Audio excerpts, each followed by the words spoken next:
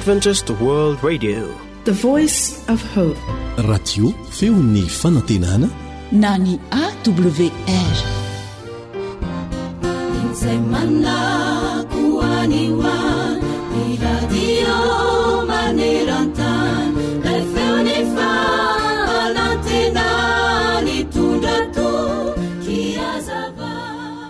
Teo am-piadiana hevitra momba ny olana ara-moraly izaho sy ity mpianatry ny oniversite iray hoy ny mpitantara dia nanontanyilay namako aho hoe ahoana ny fomba hanavahany ny mety sy ny tsy mety, ny marina sy ny diso.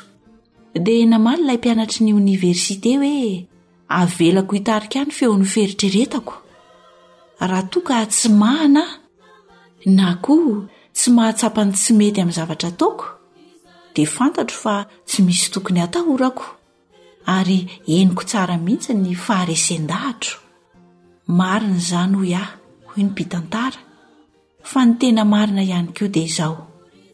Andriamanitra dia efa nanome antsika ny fanahy masina mba hitarika sy hanoro antsika izay tokony atao sy ny tsy tokony atao, kanefa amin'ny feo mora dia mora no hibitsiany amintsika. Dia hono aho, ny fahatsapahantena ve dia azo antoka fa miaro antsika? Ny fahatsapahantena antsika tsirairay avy dia miankina indrindra amin'izay zavatra ampidirintsika ao an-dohantsika sy ao an-tsaintsika ao. Voatefy izany arakaraka ny manodidina antsika, voatefy izany arakaraka izay safidintsika ary arakaraka ny torohevitra omeny ny manodidina antsika. Noho izany sady eny no tsy ny valiny, satria izany fahatserovan-teny izany dia miankina indrindraindrindra amintsika manokana. Fa Andriamanitra kosa nefa dia efa nanome ny fanahiny masina mba hampatsiahantsika an'izay mety sy tsy mety ataontsika. Ko anjaranao izany ny manokatra na tsy ny sofinao sy ny fonao mba hanaiky asany sy toerany fanahy masina anampy sy hanoro anao izay tokony ho ataonao. Izao mantso no afatra Jesosy ho antsika ao amin'ny Jaona 4:19-20 manao hoe: fa ny mpananatra dia ny fanahy masina izay irahan'ny ray amin'ny anarako. Izy no hampianatra anareo ny zavatra rehetra sy hampahatsiaro anareo ny zavatra rehetra izay nolazaiko taminareo.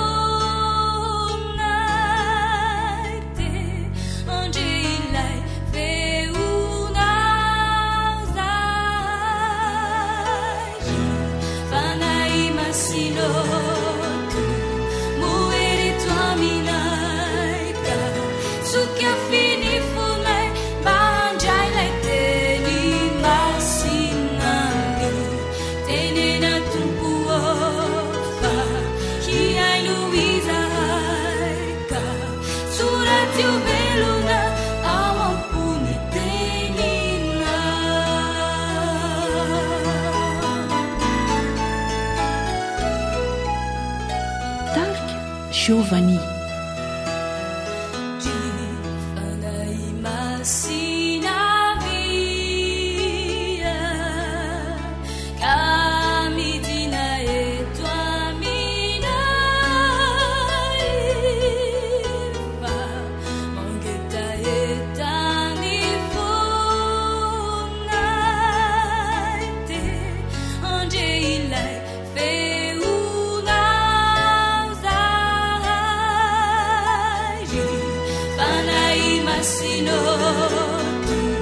Muere tu aminaika, su que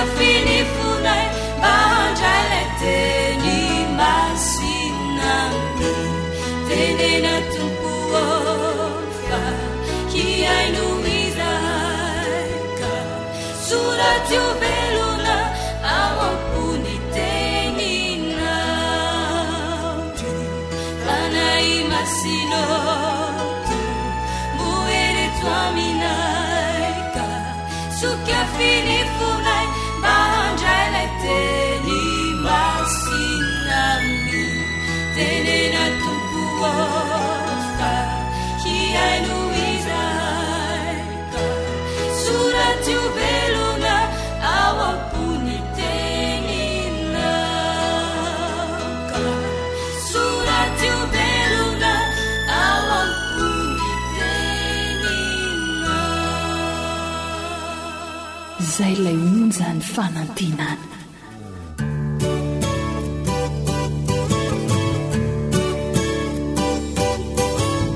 atolotry ny feo fanantenana ho anao tsara ho fantatra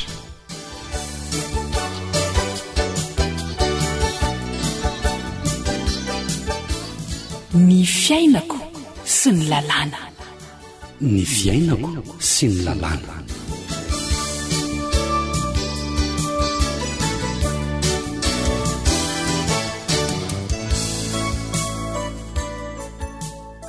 arabaina amin'ny fofany fifaliana ianao manaraka amin'ny fandaharana eto amin'ny onjam-peo irariana indrindra mba andraisanao soa ny fanarahanao izao fandaharana tsara ho fantatra izao zoanitra sy rila no manatotosan'ny fandaharana manasanao ary ankafy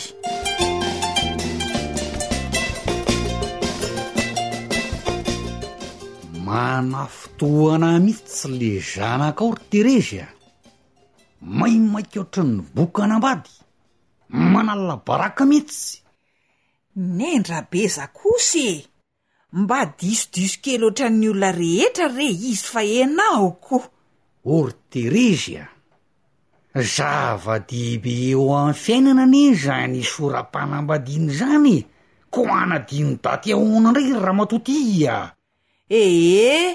ka no hevery no efa daty ny tamin'ny alaka misy ho avy zao ny androany enao kosa maro ane zavatra karakarainy zay angeno efa nitenenako hoe maika tsy faingeny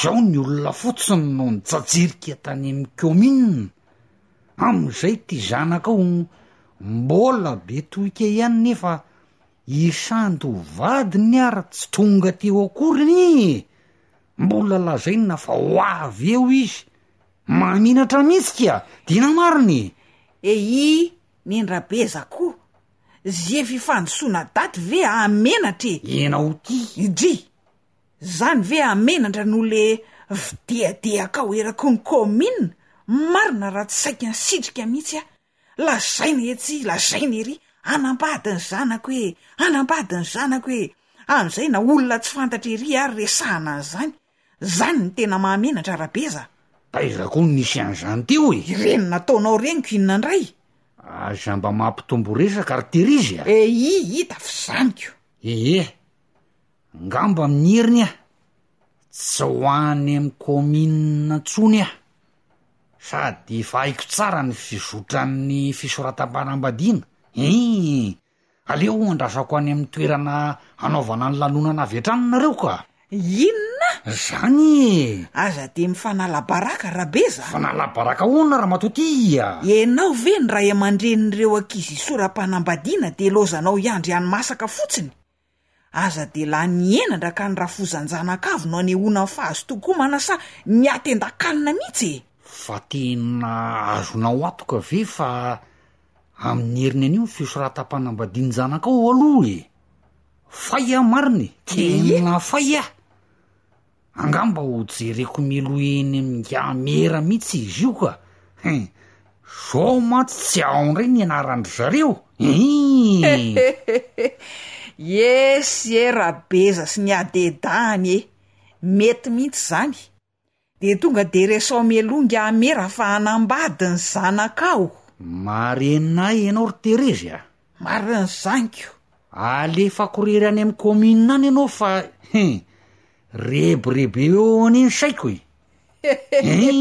ka mariny zaniko marina hony fa hony tokoa aloha rabeza ahoana sy ahoana moa zany ny fizotra amin'ny programa amin'io zao manaraka fotsiny ianao de miaino tsara de zay aleo rabezy ano hitariky sy rabezy.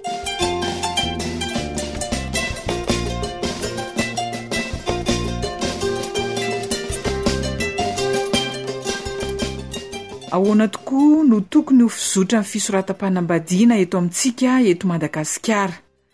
Tsy ampiandry iranao zahay fa andao renesintsika vetrany ny mahakasika izany teo amin'ny micro namana Rila.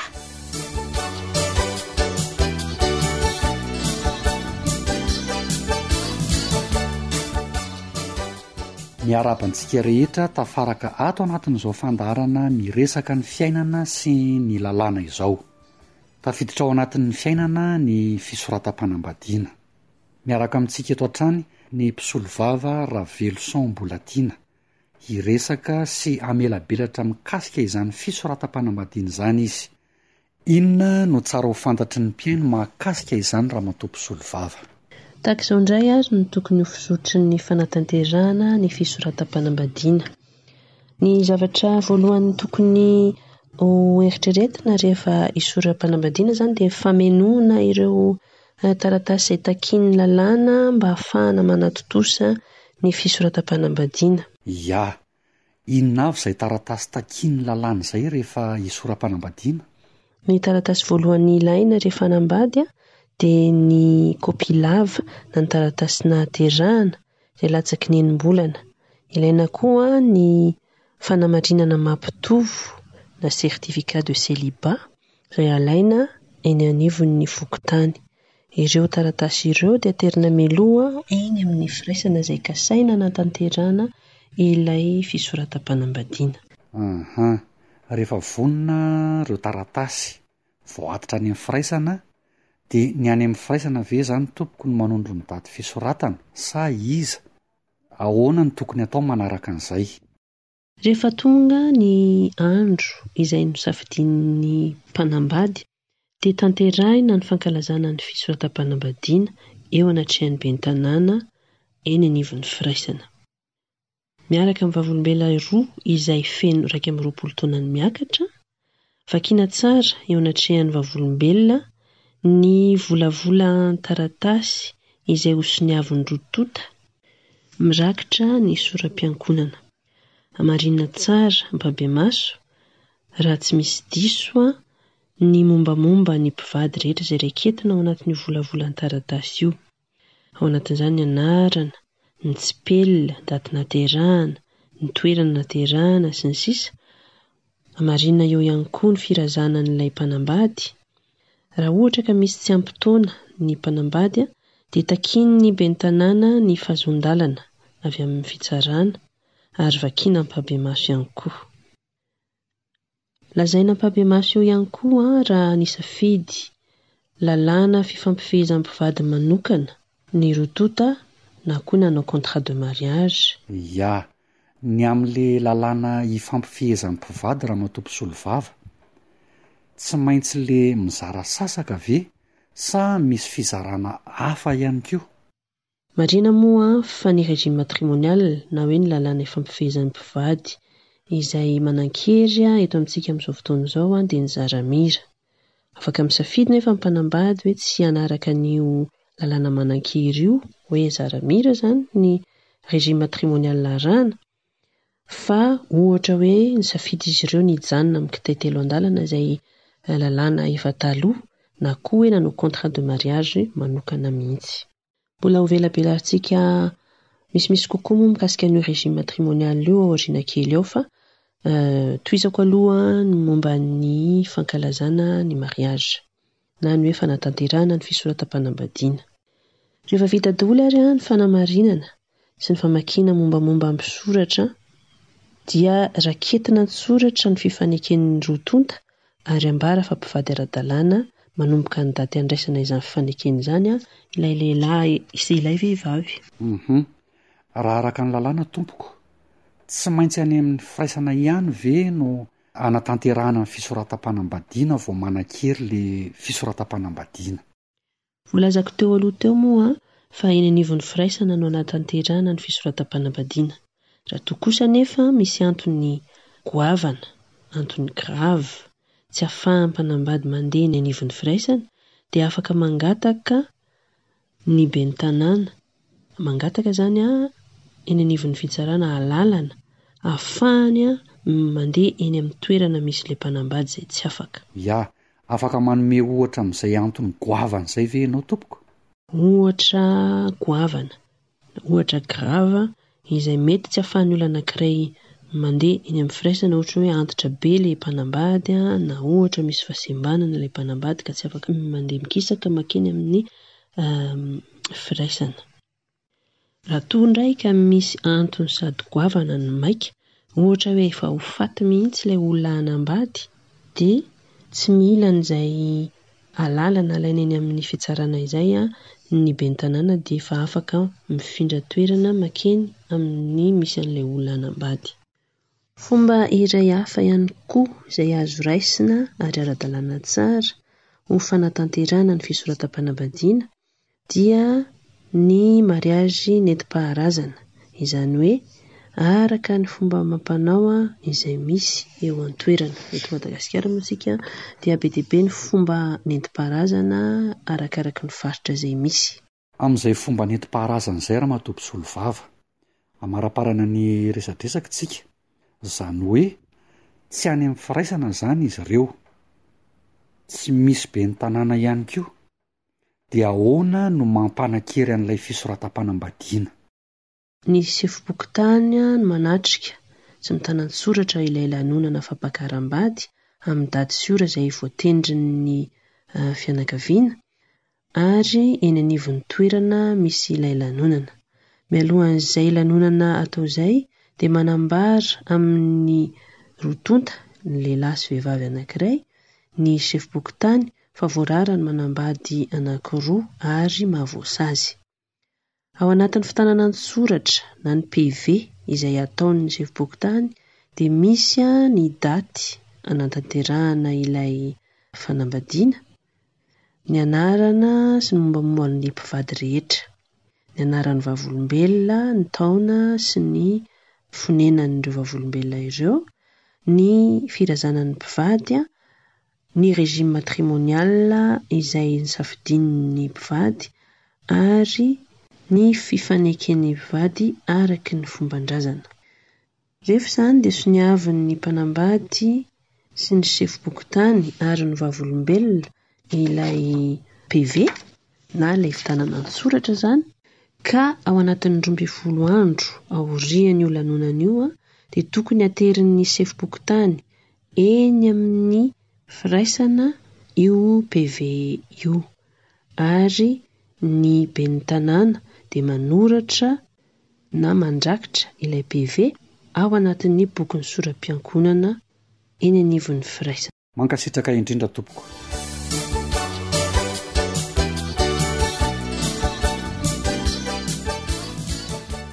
Antenaina fa nanampy fahalalana betsaka ho antsika sy izay tokony atao manoloana ny lalàna misy eto Madagasikara, ireo tsara ho fantatra no resahana teto.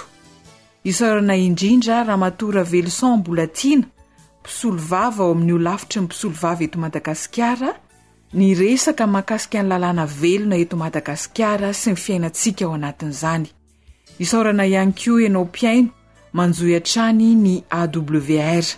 Andriamanitra ne hita sy ampitombo hatrany ny fahalalantsika sy ny fahendrentsika. Mandrapitafa ho amin'ny manaraka indray raha sitrapon'Andriamanitra.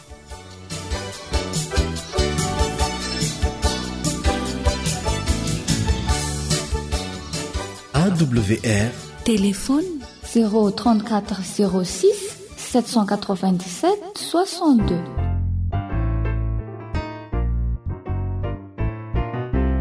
Tark, cœur de l'île.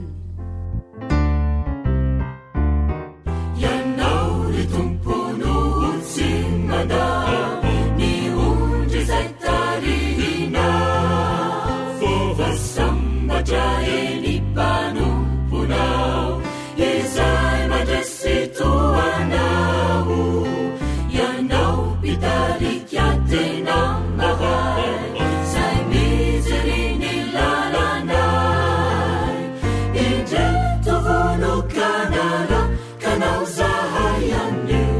pitsoratrizay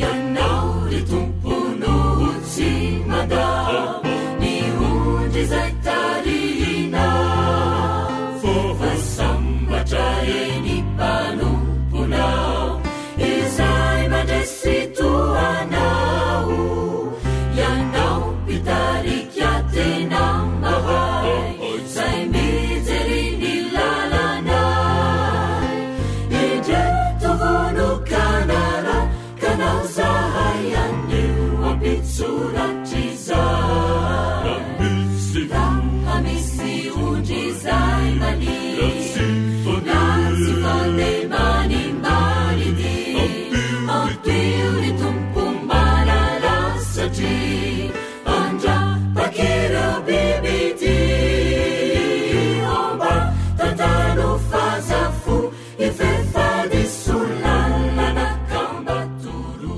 radio femo ny fanantenana misy ondry zay maniry nasy fandemany maridy ampio ny tompo malala satry andra pakireo bibity omba tantano fazafo ifefady solalana kambatoro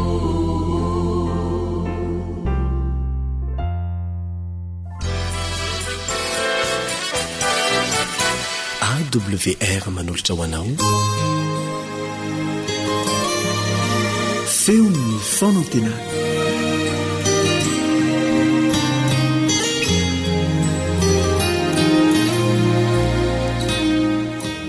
ny elo-hevitra ho fakafakaitsika amin'ity an'io ity a dia ny hoe Andriamanitra sy ny famoronana araka ny anehoany ny Genesisy toko voalohany azy.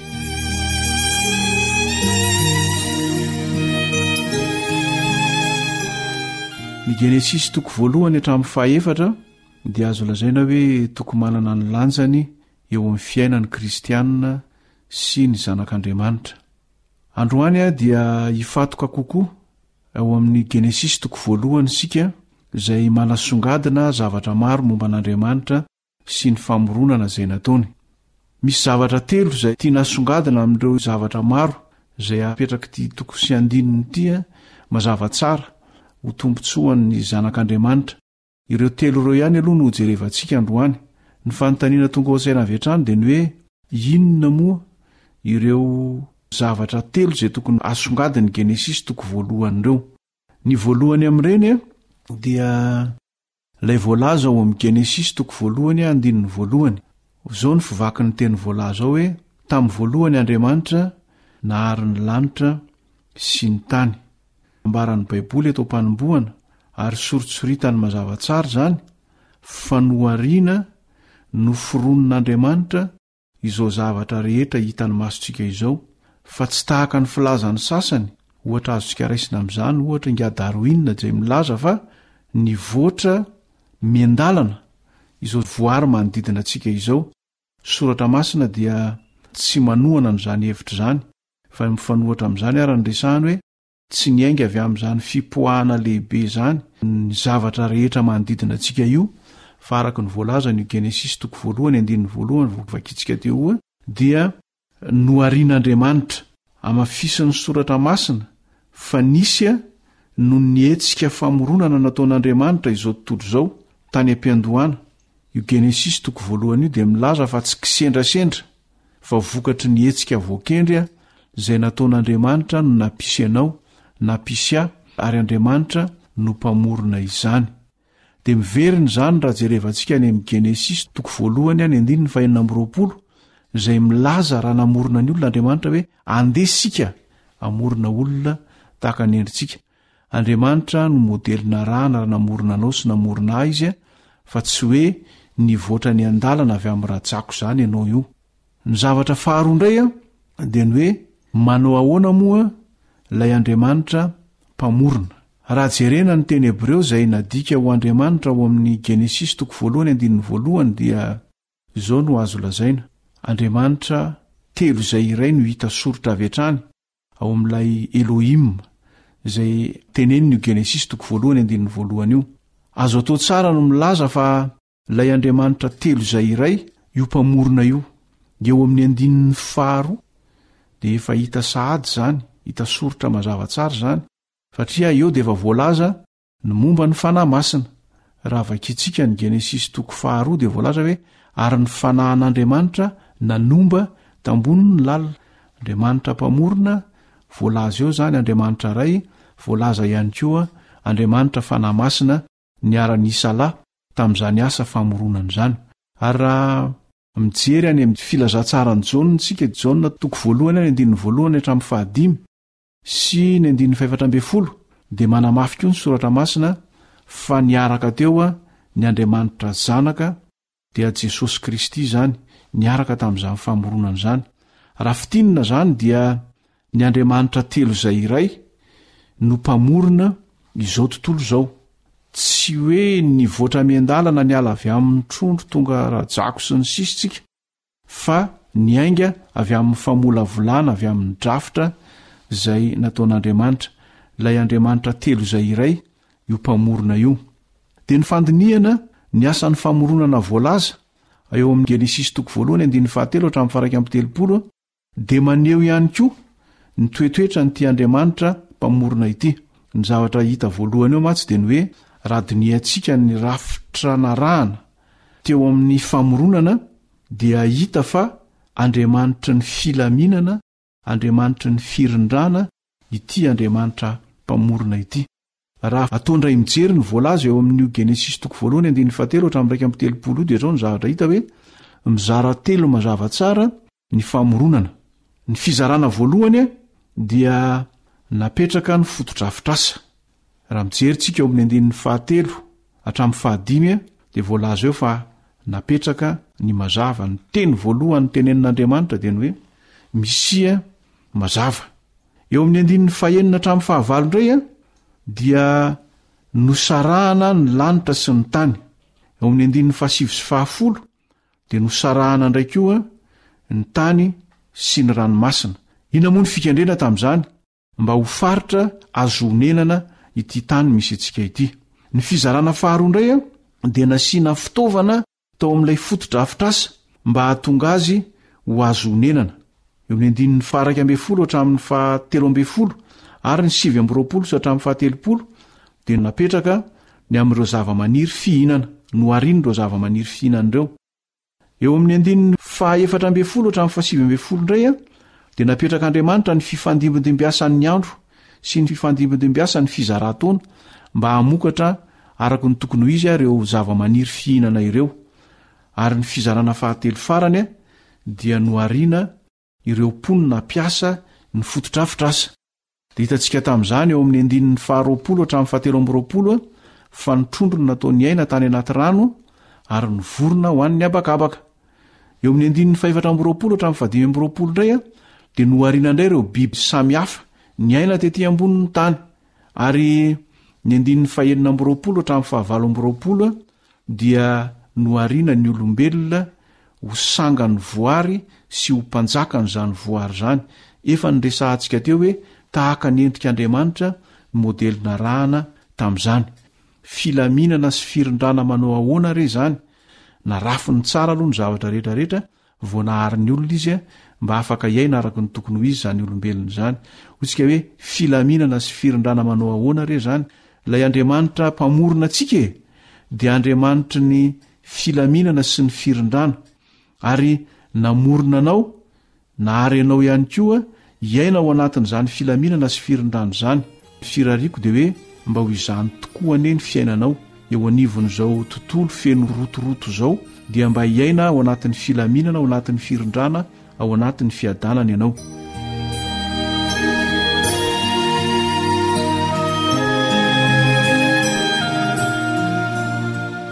Ny zavatra fahatelo amaranantsika azy dia ilay Andriamanitra mpamorona dia Andriamanitra ny tsara.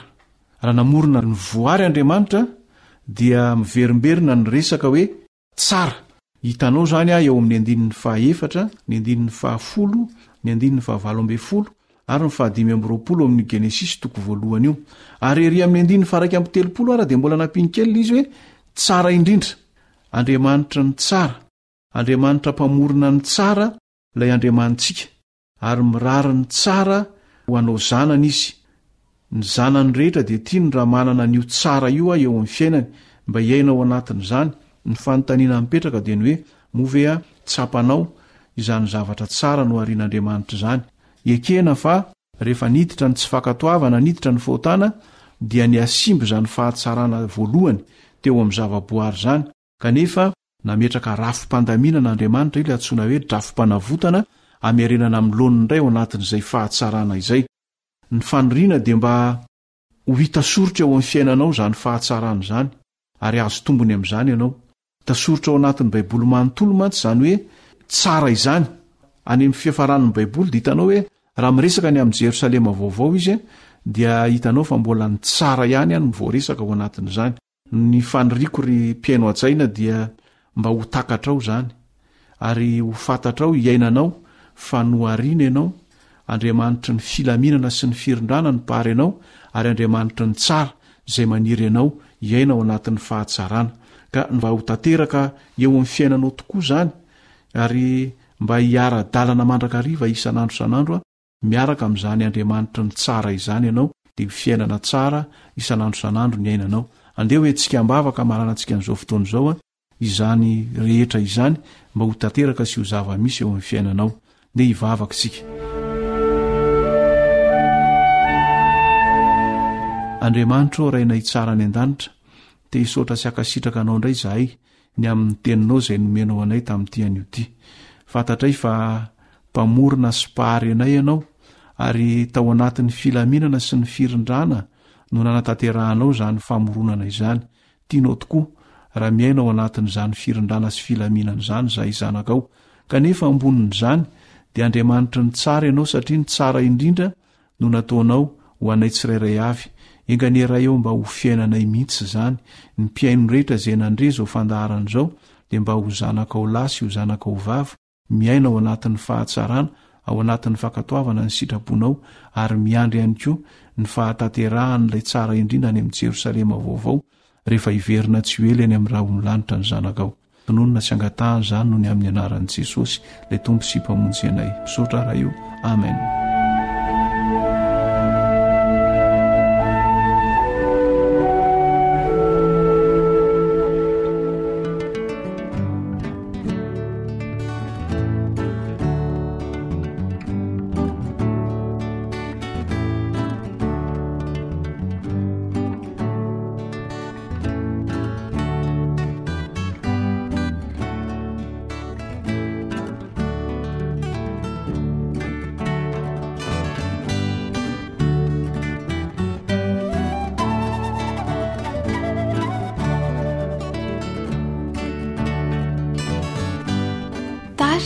Alisson.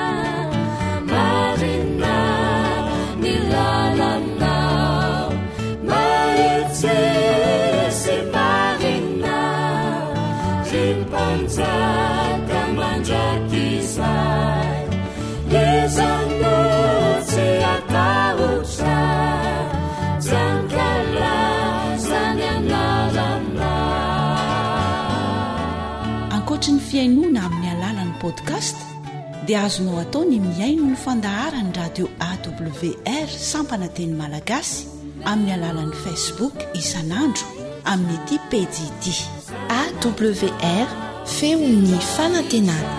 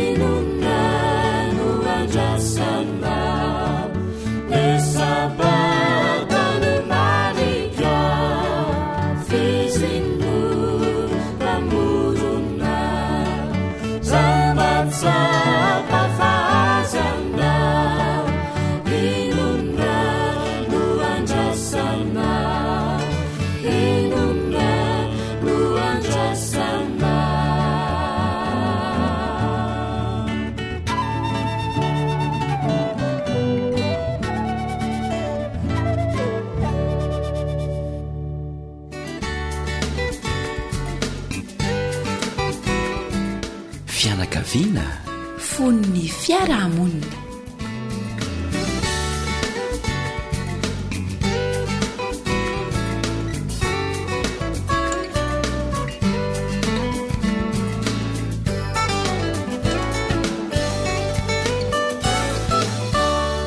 Faly tafahoana amin'ny mpianakavindray ny namanao Iliandry amin'ny Tansoa.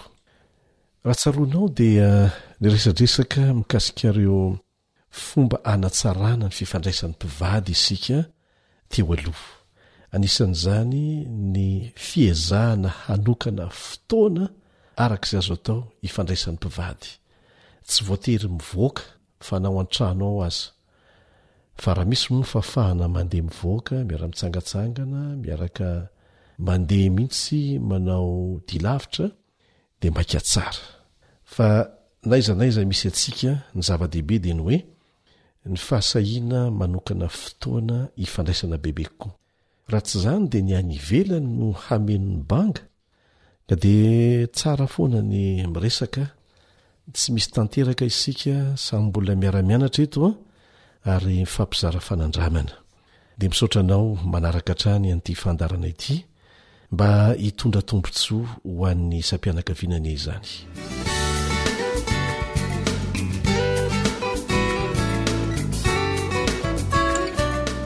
Anisan'ny noresantsika teto ilay antsoina hoe kanty ara-pihetsepo. Ho antsika izay vao izao no manaraka an'ity fandarana ity dia mety tsy ho azonao an-tsaina ny tiana ho ambara.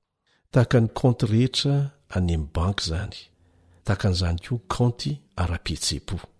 Ny mahasamy hafa azy dia izao, ny kaonty any amin'ny banky dia kaonty ara-bola, fa ity kaonty anankiray ity dia kaonty ara-pihetsepo. Inona moa no tiana ho resahana? Rehefa manana kaonty any amin'ny banky ny olona anankiray dia afaka misintona vola avy ao amin'izany kaontiny izany izy, raha misy vola ao anatiny. Fa fantatsika kosa nefa ny zavatra mitranga, rehefa betsaka kokoa ny vola sotominao avy amin'ny tahirim-bola izay napetraka ao tao noho ny fanotrotsaham-bola. Raha betsaka ny alainao kanefa vitsy ny alefanao tao dia farany horitrany tao. Izany no ohatra tsotra dia tsotra ahafahantsika matakatra koa ny tokony ho fifampitondran'ny mpivady. Samy manana kaonty ara-pihetsepo ny mpivady. Ny olona tsirairay mihitsy dia samy manana kaonty ara-pihetsepo. Fa ny mahafakely azy, mahasamy hafa azy amin'ny any amin'ny banky, ny vola rotsaka any amin'ny banky dia izao. Raha matoa no tsy maintsy mandrotsaka ny kaonty ara-pihetsepo amin'ny vadiny. dia rangako tahaka an'izay mandrotsaka ny kaonty ara-pihetsepo amin'ny ramatoa. Zay le izy, zay le fitsipidalao zay. Inona moa zany kaonty ara-pihetsepo zany? Tsy inona fa ireo fihetsika feno fahalemem-panahy, fanehoana fitiavana ataon'ny lahy amin'ny vavy na ataon'ny vavy amin'ny lahy. Isaky ny maneho fihetsika, maneho fahalemem-panahy, mamela heloka, mifanampy, mifampitrotro amin'ny-bavaka, miara-mivavaka, dia mandrotsaka kaonty ara-pihetsepo amin'ny vadinao ianao zay. Raha toa ianao ka maka ihany no ataonao amin'ilay vadinao fa tsy mba manome mihitsy, dia nefa rany horitra koa zany ny any aminy. Ka mila mifampitsinjo zany nareo mivady. Raha tianao ho afaka manome anao izy, dia ataovy azo antoka fefa nametraka kaonty ara-pihetsepo ampy tao aminy koa ianao. Arakaraka ny andro tsahanao amin'ilay kaonty ara-pihetsepo ny vadinao no atsara ny fifandraisanareo. Zay zany le izy. Mitarika ao amin'ny fifandraisana ratsy ny mifanohitra amin'izany ary azotsika tsaina tsara. Hoy isika amin'ny teny rery angambany hoe resahana zany ka mora. Iny tsy maintsy resahana nefa le satria tsy afaka miraviravin-tanana isika, ary ny tena zava-dehibe ny resahana teto tamin'ny farany amin'ny ezaka rehetra ataontsika ny dia atao am-bavaka izany satria voafetra isika. Le Andriamanitra tsy voafetra no anatanteraka eo amintsika izay zavatra tsy mety ho vitantsika irery. Dia andresana teto ary fa misy zavatra enina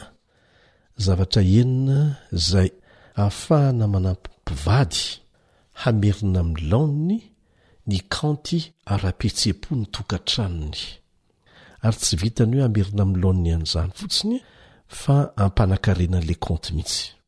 Ny voalohany amin'ireny izay efa noresahana teto dia ny fampitsaharana ny fiheverana ny fanabadiana ho tsy milamina, na dia tsy milamina tokoa aza.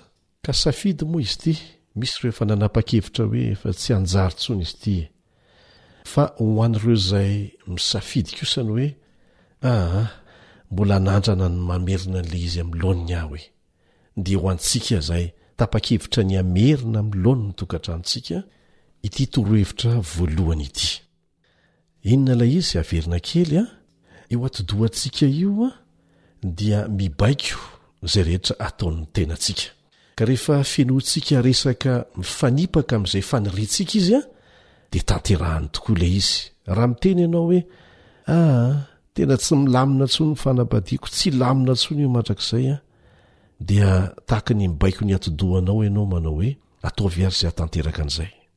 Fa ny mifanohitra amin'izay zany no tsy maintsy averimberinao mba hatratraranao ilay tanjona kendrenao dia ny hamerina amin'ny laoniny indray, ny fifandraisana ara-drariny ara-dalàna eo aminareo mivady, hamerina amin'ny laoniny ny kaonty ara-pihetsepo ny mpivady ao an-tokantrano.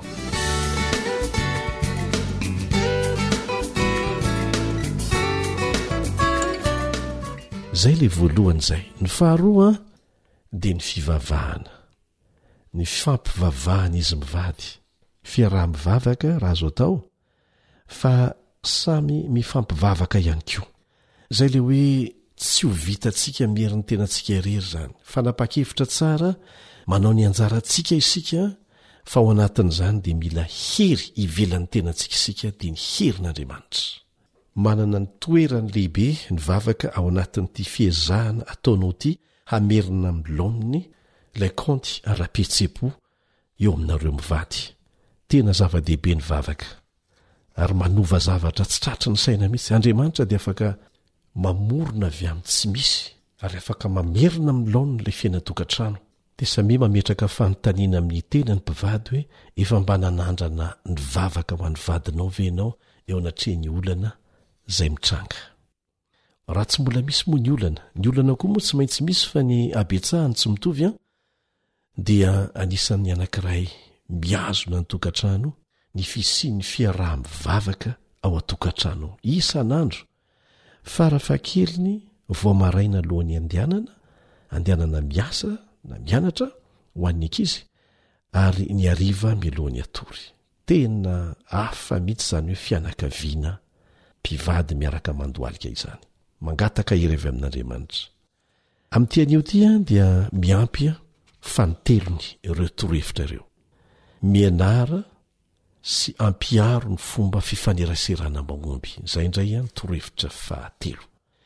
Mila ianarana zany le fahaizana mifanerasera fa tsy hoe zay nazatra ah dia zay no ampiariko. Raha mikendry ny anatsara zavatra isika dia tsy maintsy mianatra, ary tsy hoe mianatra teorika fotsiny, ara-tsaina fotsiny, fa zay rehetra hay a dia ampiarina. Betsaka ny olona mahay miresaka fa tsy mahay mampiatra. Ka eto dia ilayntsika ny sady mianatra mihitsy no mianatra mampiatra ary mampiatra ampaharetana. Mety ho lafiny zavatra tsy adikivitra intsony zany, ary efa tokony andeha ho azo ianao, zany hoe mianatra miresaka mifanerasera ny fomba mahomby zany eo ampivady. Ny zavatra marina nefa dia izao dia dinio tsara, tsy ny lovaintsika velively zany hoe fahaizana mifandray zany, tsy hoe mandeha ho azy zany. Ikena fa voateraka isika dia tsy maintsy nifandray tamin'ny hafa, saingy ny kolokolo fomba fifaneraserana tsy zarizary na tsaza ny akamaroantsika, ary tsy fanomezantsiny zany. Mianatra fomba fifaneraserana isika ao anatin'ny fianakaviana ny evintsika, izay lasa fahazarana ao antsika le izy lasa toetra antsika le izy, tsy mijanonao fa entintsika any amin'ny fanambadiana na tsara na ratsy. Dia ankoatran'izay zay tsara tao an-tranontsika na niaraka tamin'ny namantsika, satria ny namantsika koa tena mamindra fomba sy toetra be dehibe amintsika, dia mety tsy ho sahaza eo amin'ny fifandraisana ao amin'ny fanambadiana. Ary tsy mety zany le hoe zay nazatra mety aminao tsara, tsy mety aminao tsara. Raha ohatra ka resy lahatra ianao fa mila manova zavatra, mila mamerina amin'ny laoniny ilay fifandraisana eo aminareo mivady, dia tsy maintsy manao ezaka. Ilain'ny tsirairay ampivady zany ny hovonina hitondra fanitsiana eo amin'ny fomba fifandraisany sy ny fifaneraserany, fa tsy hoe zay nazatra anahy ekeo fa zay le izy. Amin'izay fomba izay dia afaka hanatsara ny fifandraisantsika isika. Zay le fahavononana anao dingan'izay, mandinika tsara, manomboka amin'ny fahazotoana manao fifanankalozakevitra, le dialogue, dia mianatra miaino, mianatra mampita hevitra. Ary efa nianarantsika teto zay, mila proaktifa isika fa tsy réaktifa. Le hoe proaktifa raha tsy haivina vetivety izao, mitsinjo mialoha zay mety ho vokatry ny teny ataony na ny fihetsika ataony dia mandray fepetra mifanaraka amin'izany mba tsy hiteraka olana ilay izy. Fa ny réaktifa, rehefa miseho ilay zavatra na olana io ninoninona io, eo izy vao manao réaction, eo izy vao manao fihetsika. Ary tsy mety zany. Raha amin'ny fifampiresahana indray ny olona proaktifa dia izay, rehefa misy olona miteny aminy ohatra manao teny marary aminy, dia tsy avy dia mamaly avy hatrany izy fa mandinika aloha, mieritreritra hoe inona ny tokony havaliko an'ity olona ity. Fa ny réaktifa, raha vao misy olona manao teny marary aminy dia izay tonga ao am-bavany dia avoakany avokoa, tsy raharahany izay mety ho vokatra zany. Ka mila ianarana zany, mila izarana zany. Ary tsy vita ndray andro, mila faharetana atao am-bavaka izany ezaka izany, fa ahasoanao zany ho alain'ny zanakao tahaka, ary hitondra soanao koa any amin'ny toerana hiasanao sy ny fifaneraseranao amin'ny fiarahamonina. Mahasoa amin'ny lafiny rehetra izany foto-kevitra izany. Anisan'ny zavatra anankiray koa tsy maintsy ianarana ny fahaizana miaino. Ny hoe fahaizana miaino dia tsy hoe tsy manapaka teny fotsiny, fa fahaizana mahatakatra mihitsy zay tiany ny andaniny olazaina. Tena mandinika lalina mihitsy inarany tena tiany olazaina. Amin'ny toe-tsaina zay tsy mitsaratsara mialoha, dia elana mihitsy ilay hoe efa fantatra izao ny zavatra lazaina io tsara ianarana ny miala amin'izany. Raha tsy manana an'izany isika, na te hikolokolo an'izany fahendrena izany, dia raiso ny torohevitra nomeny Jakoba amin'ny Jakoba 1:7. Jakoba 1:7. Efa nianarana teto fa tsara ny mamerina. Ny apôstôly Paoly dia namerimberina an'izay, mahasoa anareo ny teny averina. Zao ny voalaza ao, fantatrareo zany ry rahalahy malalako kanefa aoka ny olona rehetra halady aino ho malay miteny ho malaiko tezitra.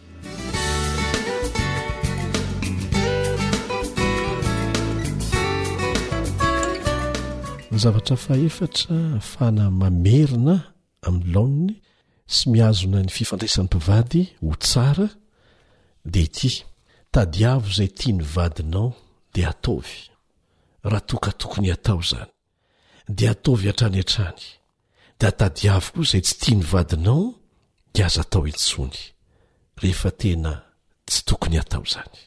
Rehefa ao le toe-tsaina hoe miezaka mirina amin'ny laoniny izay zavatra tsy nety dia tsy ho sarotra ho nandray an'izany fanapa-kevitra izany. Raha izay no ahatratrarana ny tanjona-kendrena. Mario tsara ngeny zavatra misy ary fahita matetika. Mbola milo lavitra amin'ny fanambadiana mihitsy mbola vao mieritreritra niaraka aza ny olona anankiroa, rehefa lasa mpifamofo dia manao izay rehetra azo atao mba ho tena tsara indrindra, na koa hoe olo-tiana lafatra indrindra no iarahana. Dia samy manao izay ho afaka izy roa mba hahitan'izay tiany ny ankilany, mba nomezany azy izay rehetra irin'ny fony, indrindra moa fa rehefa tonga ny taom-baovona ny aniversera draidraidraidray, manao izay ahatsara n'ilay fifandraisana araka izay azo atao ary manao izay hahatonga an'izany tsy ho simba mihitsy. Aorinan'ny lanonam-panambadiana ilay mandidika tao iny arahan'ilay vola tantely nefa dia misy fiheverana amin'izy ireo fa tsy mila manao zavatra miavaka ho an'ny andany sy ny ankilany intsony. Asa ohatra mihevitra nga ny andany sy ny ankilany hoe zay azoko azy aloha, rehefa azoko izy dia mety dia ilaiko tsony ilay fanao fony mbola mpifamofo. Zany nefa dia fahatso-kevitra lehibe. Dia lasa manaraka an'izay koa ny toe-tsaina sy ny fihetsika. Ilay raha matota aloha dia manao izay fomba rehetra histonana ny vadiny amin'ny fihetsiny, amin'ny fitafiny, amin'ny fiteniny, fa raha vao tonga ao tokantrano manomboka tsy mahavahatena, izany dia tokony hialana lavitra izany. Takan'izay koa ilay rangahy, lasa mihena tsy kelikely ilay teny mamy sy fitondrana zavatra manokana anaovana surprise ho an'ilay olo-tiany, lasa mihena tsy kelikely. Indrindra moa rehefa tonga ny olana na ara-bola na ara-pifandraisana amin'ny rafozana na arakasa, dia tonga koa ny zazakely manomboka mihamafy ny adidy atrehana, dia lasa adino tanteraka. Ilay antony ny vadiana, ilay fifankatiavana sy fifampiheverana izay nisy talohany nanambadiana mihitsy aza. Ny fanafodiny dia izao hoe mila ampiasain'ny mpivady ilay fitsipika volamena ao Matio 7:12. Matio 7:12 manao hoe: koa amin'izany ninona tianareo ataon'ny olona aminareo dia mba ataovy aminy kosa tahaka an'izany. Zay zany, zay tsy tianao atao aminao aza atao amin'ny vadinao, zay tianao ataon'ny vadinao aminao dia ataovy aminy.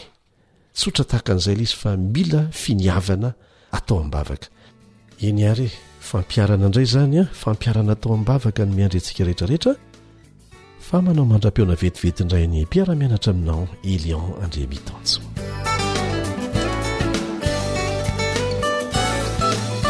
AWR feon'ny fanantenana.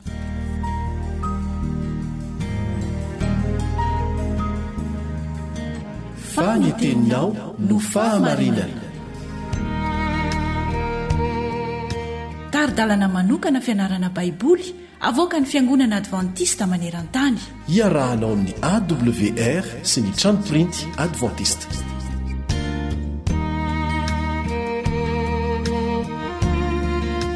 Ho faranantsika anio ny fandalinana ny amin'ny fitsanganana amin'ny maty talohan'ny azo fijaliana. Miarabanao sady manasanao ahatratra amin'ny farany ny mpiara-mianatra aminao Kaleba Andretsikivy. Tadidinao ve ny andinina ataontsika tsenjery tamin'izao fianaran'izao? Jaonina toko faraka ambin'ny folo andininy fa 5:20 sy 4:20. Andeha rahantsika mamerina izany. Jaonina toko faraka ambin'ny folo andininy fa 5:20 sy 4:20. Hoy Jesosy taminy: izaho ny fananganana ny maty sy fiainana, izay mino ahy na dia maty aza dia ho velona indray, ary izay rehetra velona ka mino ahy dia tsy ho faty mandrakizay. Mino izany va ianao? Izao no tenin'ilay mpanoratra kristianina Ellen White. momba ny nananganan'i jesosy any lazarosy tamin'ny maty nalaina tao amin'ilay boky manao hoe ilay fitiavana mandresy takila 7:16 hoy izy ao amin'i Kristy no misy fiainana arak'izay ny andohany tsy ny ramina tsy ny raisiny avy tamin'ny hafa izay manana ny zanaka no manana ny fiainana ny Mahandriamanitra ny Kristy no antoky ny fiainana mandrakizay ho an'ny mpino izay mino ahy ho Jesosy na dia maty aza dia ho velona indray ary izay rehetra velona ka mino ahy dia tsy ho faty mandrakizay mino izany va ianao eto Kristy dia mibanjina ny fotoana iaviany fanondroany amin'izay dia hitsangana tsy ho lo intsony ny marina ary ny marina velona dia hafindra ho any an-danitra tsy ahita fahafatesana ny fahagagana izay efa ataon'i Kristy amin'ny fananganana ny Lazarosy tamin'ny maty dia ampiseho ny fitsanganan'ny marina rehetra amin'ny maty ny teniny sy ny asany no nambarany teny no mpanao ny fananganana amin'ny maty ilay efa ho faty tsy ho elo eo amin'ny azo fijaliana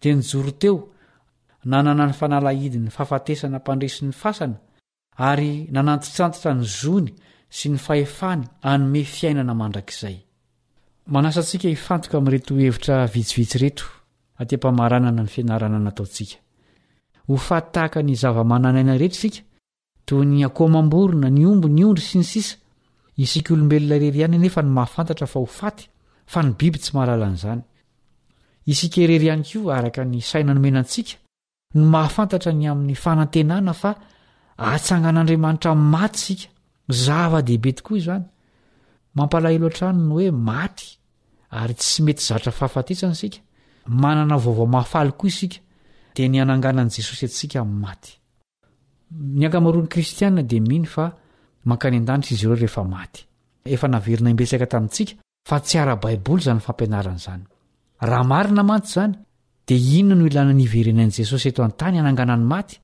satria efa mankany an-danitra rahateo izy ireo hitantsika arak'izany fa mandrava fotom-ponoana sy fahamarinana ny finoana nylaingan'ny Satana tany Edena hoe tsy ho faty sy akory ianareo aoka isika atoky an'i Jesosy sy ny fampanantenany anova ny velona miandry azy sy anangana ireo maty ao aminy amin'ny fiavian'ny fanondroany hivavaka isika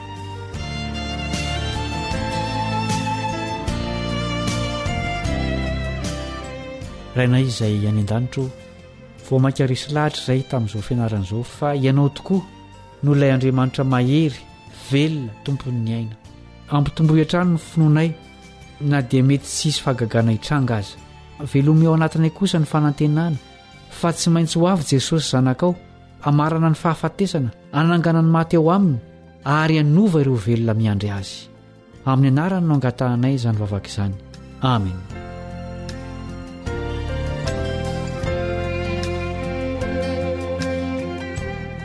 tapitra ny fiarahantsika mianatra misaotra noho ny faharetanao raha sitrapon'ny tompo dia mbola hiara-hianatra lesona hafa indray isika amin'ny fotoana manaraka kalebo andretsikivy no niara-nianatra taminao veloma tompoko